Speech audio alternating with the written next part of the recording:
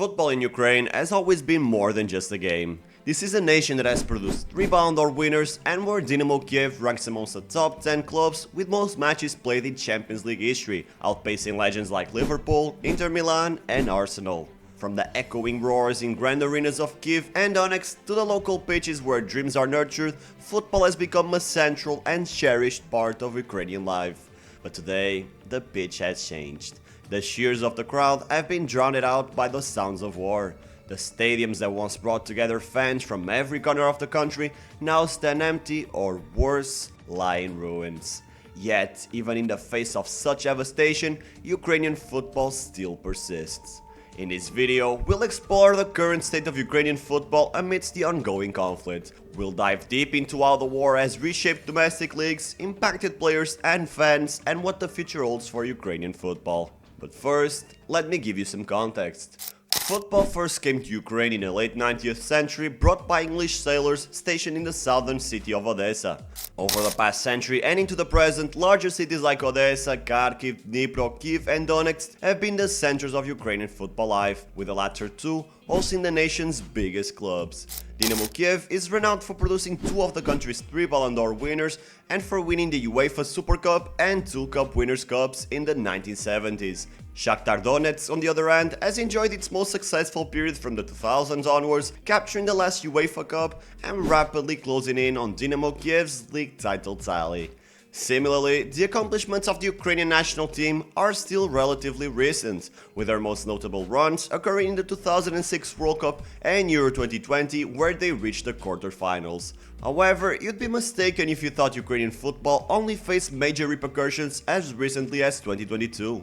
Ever since Russia invaded the eastern Donetsk and Luhansk regions and the Crimean Peninsula, the country's economic situation deteriorated and club owners began abandoning their investments. At some clubs, players went weeks or even months without pay. Several clubs, including perennial champion Shakhtar, were forced to relocate from their home cities, which fell under separatist control. At least 20 professional clubs have either ceased to exist or been severely impacted since the start of the conflict, including heavyweights like Metalurg Zaporizhia and Europa League regulars Metalist Kharkiv and Dnipropetrovsk. Dnipro in particular suffered an agonizing decline, going from Europa League finalists in 2015 to relegation the following season, and by 2018 they were at the bottom of the Ukrainian football pyramid.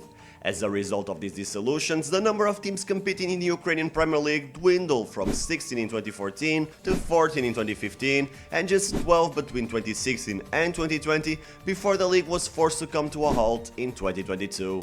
Attendance has also fallen dramatically. At the beginning of the 2010s, the league's average attendance was close to 12,000 spectators, while nowadays it doesn't even reach the 1,000 mark.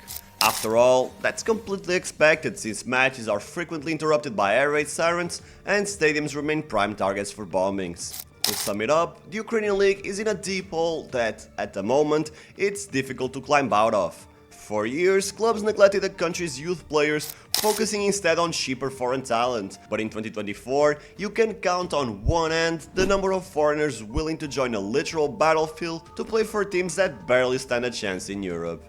Nowadays, the club's strategy has obviously shifted, as homegrown talent is their only resource to fill their teams. Consequently, the Ukrainian national team is growing stronger with each passing year. They might have flopped in Euro 2024, but it's clear that they currently possess a wealth of talented youngsters.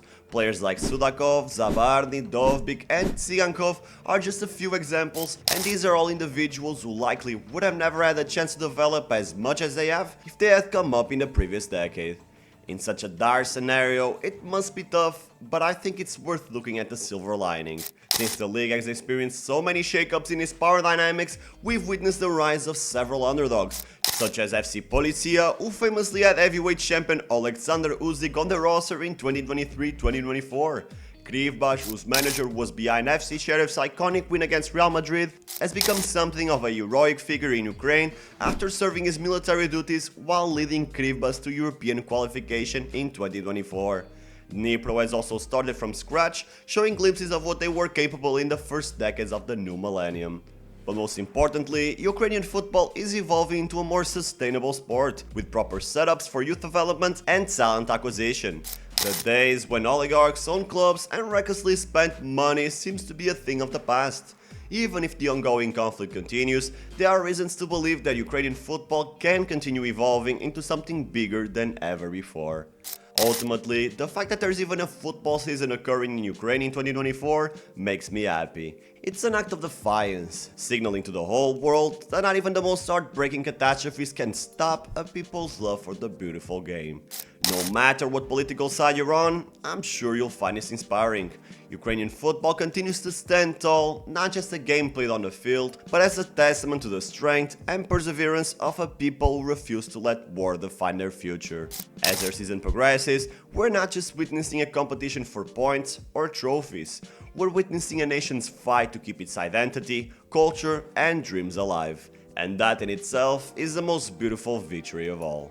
Thanks for watching until the end. Like and subscribe to Thorn FC for the best football stories on YouTube, and feel free to comment your own video ideas. I don't guarantee I'll turn them all into videos, but if many people agree with you, I'll give you what you guys want. As always, thank you for your support, and I will see you in the next one.